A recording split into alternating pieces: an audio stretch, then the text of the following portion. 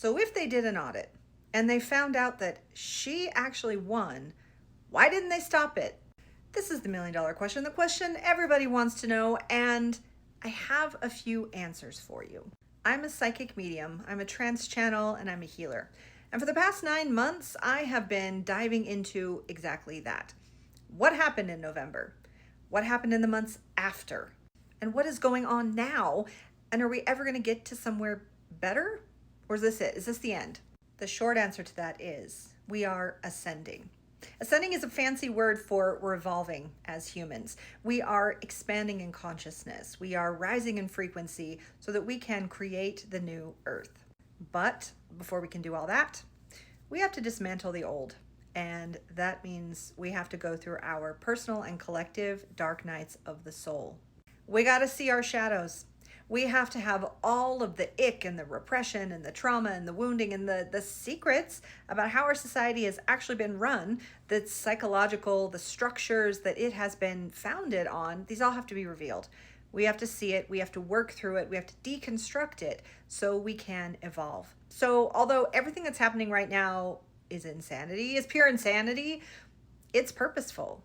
And in many ways, it is necessary.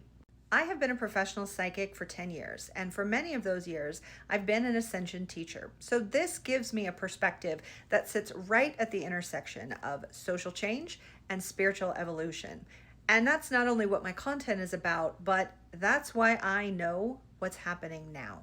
As the energetics change, as we grow and evolve as humans, our structures, our physical world has to change. And we are now at that ascension point where our governmental and societal structures are crumbling. We're in this period of revelation where we are seeing the truth that many people have ignored or didn't know, truths that they have tried to suppress. And it's all coming out now. So what does this have to do with the election? I'm going to tell you. I'm going to break down a few different things of this video, and I'm going to include clips from my channelings that are going to give you a lot more depth in insight into what's unfolding now and how these two things, spiritual evolution and political collapse, are absolutely intertwined in the most beneficial way. But first, look who just joined us, Daily Dose of Daisy. So first, I'm going to give you the rundown about how these two candidates in the United States are representative of the, where's she going? She's Velcro. Got to be my mom. All right, so I'm going to give you a rundown of how these candidates are representative of the energies that we have been in and where we're going. Then I'm going to give you a brief rundown of what Spirit has shown me and revealed through me about these happenings behind the scenes in DC between the election and the inauguration. Then I'm going to add clips from some of my events. So as a channel and as a psychic medium, I do monthly psychic preview events. These are group events. You can sign up on Zoom and you can also get all the replays at the link in bio. We keep all the downloads. And what I do is I gather everyone together and I tune in. I ask all the questions, and I say what's going on and what's coming in the foreseeable future that we need to know. And I have received a lot. And I have channeled some pretty profound information. All right, so let's get into it.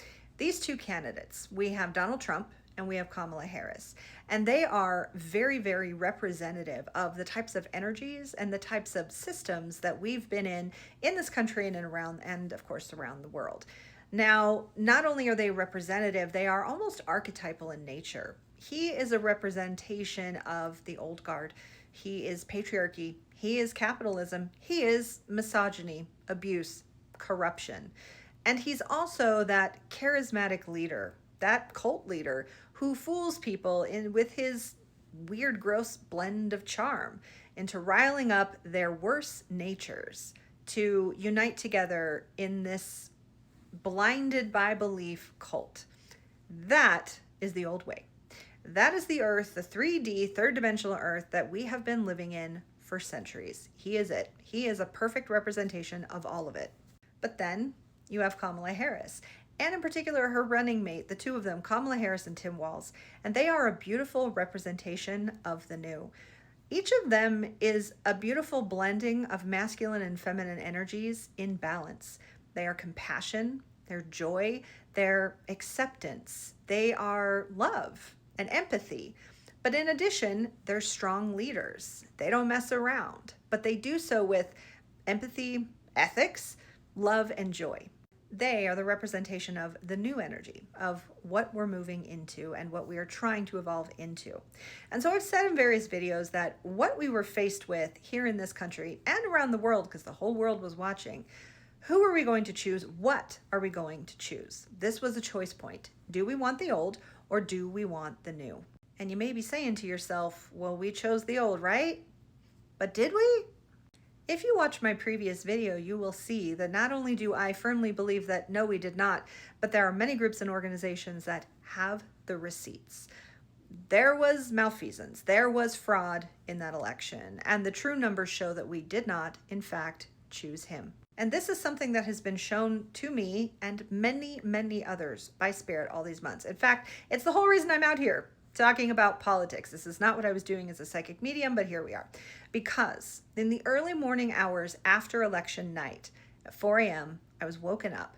And I didn't know it until later, but I was part of a shared mystical experience that untold thousands of people had, where we were shown a Kamala Harris victory. We had shared dreams. We had the same visions. We heard the voices of our deceased loved ones, of our guardian angels, telling us that it's going to be chaotic, but in the end, it's going to be all right. So then all this begs the question, if the numbers weren't right, and if they did in fact do an audit, as my previous video talks about, then why wasn't anything done? Well, a lot of unusual things happen from November of 2024 clear up into Inauguration Day, January 20th. And so many people have asked if there were things happening behind the scenes, and many of us, particularly on TikTok, we were tracking those moves. We saw the executive orders that Biden was putting out rapid fire. We felt the energy. We tracked their every move. So if they knew, and if they had evidence, why didn't they stop it? Well, I'm going to share you in brief what Spirit has shared with me, and then I'm going to play the clips. In my preview events, I was actually shown the room where there was Biden, Harris, a number of other people, a very small number of people. But there was an argument about what needed to be done, about whether they could stop it now, pull the plug now, or what would happen if they needed to let it happen. And this was a very heated argument, a very heated discussion.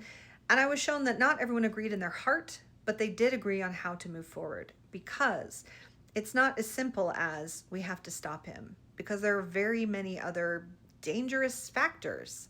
For one, we saw what those red hat believers did on January 6th, and the intelligence community knows about the militias. Yes, homegrown militias here in the United States that are loyal to that orange man. There was also wide speculation that those drones and orbs that we saw, I want to say November, December, those were threats of violence from other countries. And we have no way of knowing what other intelligence they had about what would happen should the revelation of the malfeasance be made known. And so what I was shown is that the decision was made not because they were capitulating to the threats, but because they needed to see. That's what I heard. That's what I was shown. The people need to see.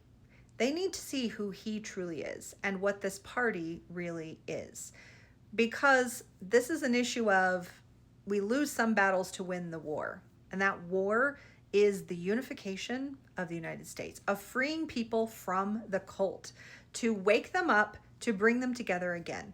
Because this country has been put under many years of psychological warfare by Russia, by Iran, by China. This is well documented. And in fact, Trump and Biden's own executive orders have laid this out. And so in order to undo this damage, or at least begin to undo the damage, it couldn't come from the Democrats, who these people have been poisoned from. I mix my words sometimes. Moving on. It couldn't come from them. And the best way to get people to wake up from a cult is for them to see the truth of their chosen leader. And so that was the decision made going forward, to let the people see. So I know many of you are saying, okay, but how is this the better choice? How is it the better option? Because look what has happened since then. People are suffering, people are being hurt, people are dying. How is this okay? They're destroying our democracy brick by brick. How is this okay? I understand that. And I have been right there with you in the trenches, fighting and raising the alarm about all of this. But this is where that broader spiritual perspective comes into play, because this is the phase of human evolution that we're at. It is that revelation. We have to see the truth. And not only that, but we have to then dismantle the systems. So if this orange felon is going to be taking a wrecking ball to the system, that is divinely ordered. And again, I know that's a tough pill to swallow, but looking at it from the very big spiritual perspective, it's what must be done. We're built on a faulty foundation, and that foundation is hurting millions of people every year. This had to happen this way. Now, does this mean it's just going to keep on going indefinitely until there's nothing left to save? No. And that is also where the higher spiritual perspective really comes in and really helps see what we're going for here. Because this isn't an indefinite period of destruction. This is an awakening. Because as people wake up out of this system, they can dismantle it in their minds, in their families, in their communities, and in this country. And then we get to create new structures, new systems, new ways of moving forward, unified in a way we haven't been, at least in my lifetime and many years before. And that's information that I've also been bringing forward in my events. I have channeled many powerful things about this new earth that we are creating. And in fact, I even channeled a future message. I was told this is what Kamala Harris will say when she takes the reins again. And I know that sounds like a lot. That is a lot. It was a lot when it came through me. But as a vessel of spirit, I cannot deny the power and the energy that comes through. And I did share that here in my TikTok video. I will include a link, or I'm sorry, in a YouTube video, I will include a link here in the caption where I shared an excerpt of that channeling. And while many people laughed and mocked, many other people felt the truth of it. They felt the chills. They burst into tears, as I did when I channeled it. For those with ears to hear and eyes to see, those with an open heart, they can feel the power and the truth in it. And I believe that is why we were given the 4am Club experience. That is why myself and so many others have been given the gift of prophecy right now. We are prophesying of what is to come so that we have a vision of where we're going after and through this dark night of the soul. Because this is not the breaking of us. This is and will be the making of us. So, without further ado, I'm going to share you those excerpts, and you can also get the full replay. Each event, the what's coming next, they're about 2 hours long, and I have all those replays. They're just $7 a piece. You can get them at the link in the caption and at my website, giaprism.com. But what I was shown, I can't remember which preview event this was. It might have come through in multiple, where they showed me specifically a meeting with Harris, Biden, whoever else is in this inner circle, and they're arguing about how it has to be. How are we going to reveal this? How are we going to this? How are we going to the other? And they're arguing, and ultimately the decision was made. I'm getting this is like late January, like this is the incredibly last minute. And that's when all the information was like, they have to see, they have to wake up. It's the only shot to get unity in this country, to wake people up from the spell, from the psyops, from all the things. It has to be this way. So another thing that I thought, yeah, whistleblower says, I've heard multiple sources say they had to prevent a civil war. I mean, could you imagine if what they did on January 20th, 2020 or 6th, January 6th was a thing, like what was coming next? Like this was handled with the ultimate, not only care and delicacy, but like recon, like reconnaissance and intelligence. Like there was no stone left unturned. And I think there was every desire and intention on the part of at least some people in that room. We got to flip this. We can't let him get in, because what will he do? And that's why many people tapped into, he's not going to get in. He's not going to get in. This was a very, ear ringing. This was a very last minute decision, and not everybody agreed in their heart, but it was agreed. I think more will be revealed, and yet still will never be revealed. So we can't fully know.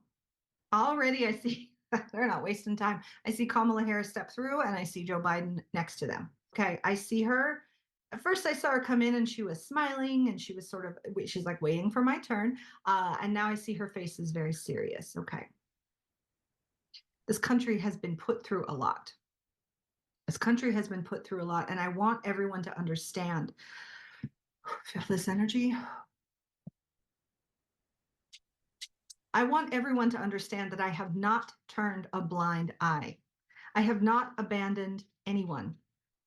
I have not run away in retreat. There are many things that must be accomplished first. There are many things that have been accomplished first. So when she's saying, I have not abandoned you, I have not, because the big question is, if they knew that they cheated all along, which has come through in previous sessions, they knew before they even entered the race, they've been tracking this at least since 2016, and it's in her book, if you don't believe that. The big question has been, if they knew, how could they walk away and let all this happen?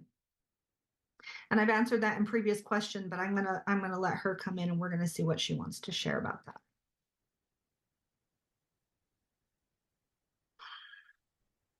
She's talking about the concept of, it's a harsh term, but it's the concept of acceptable loss.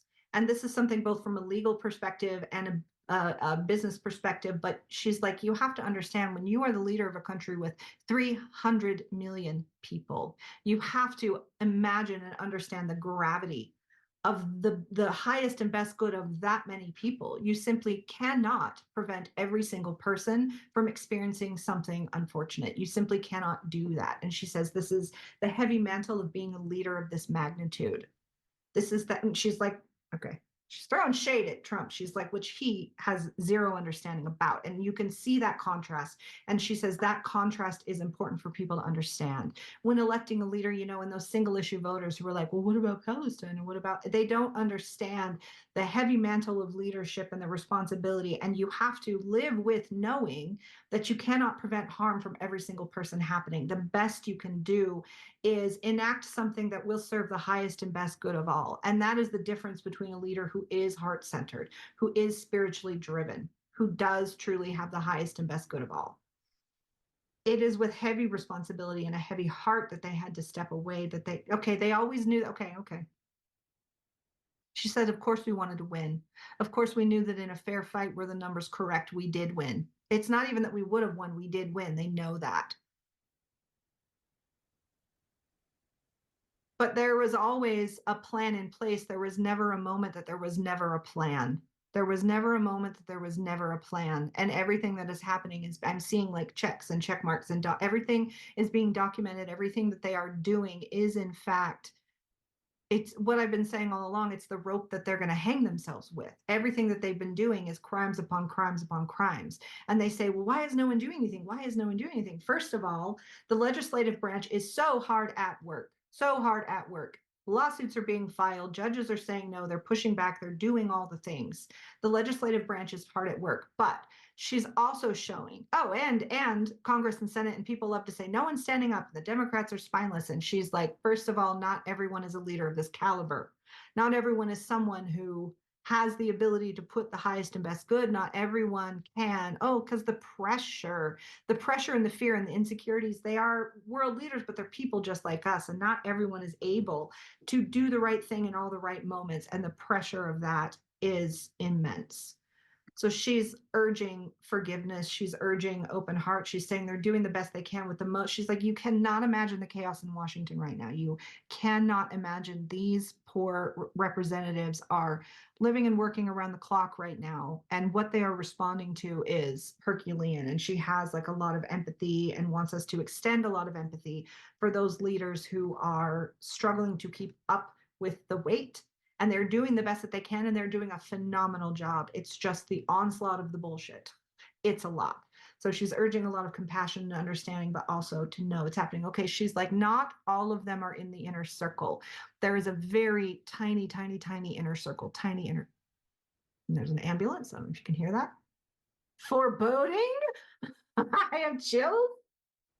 She's saying there is such an immensely tiny inner circle that no, not everyone knows what's going on. And that is what's making it hard for the Democrats to unite, because a very few of them know that there is a plan swirling in place for the removal, for the takedown, because this is bigger. Yes, it is bigger, and indeed it is bigger than Russia.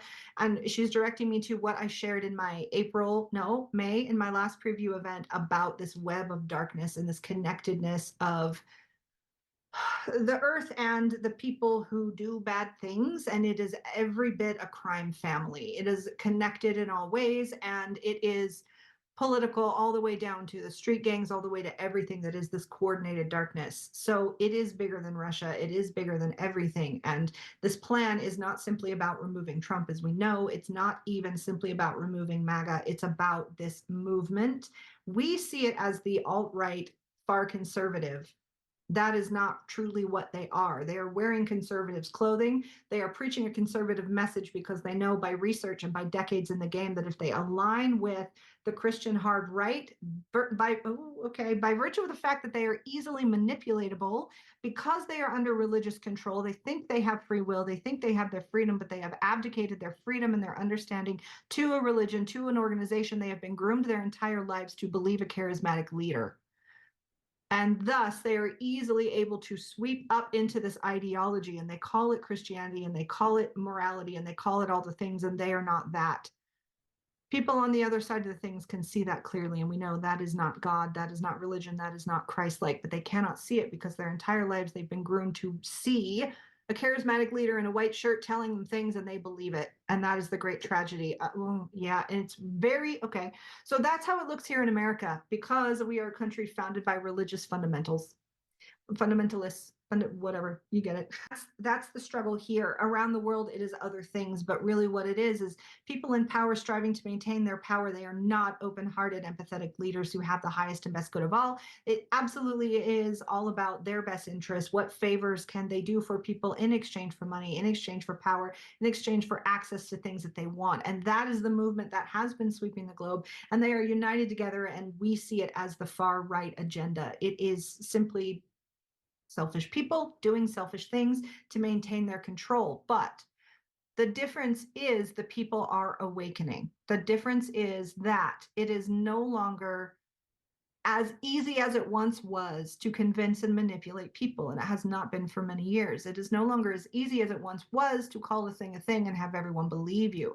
And so they have to get more pernicious in their attacks, and this is why they have, it's an issue of allyship, allied themselves with groups such as the KKK that are truly openly disdainful, do not honor life, do not have love, with the misogynist, with, oh, okay, yeah, and they're showing me this, is it Russia? It is Russia, but it's not exclusively Russia. This behind the scenes thing they've been doing to, how do I word this?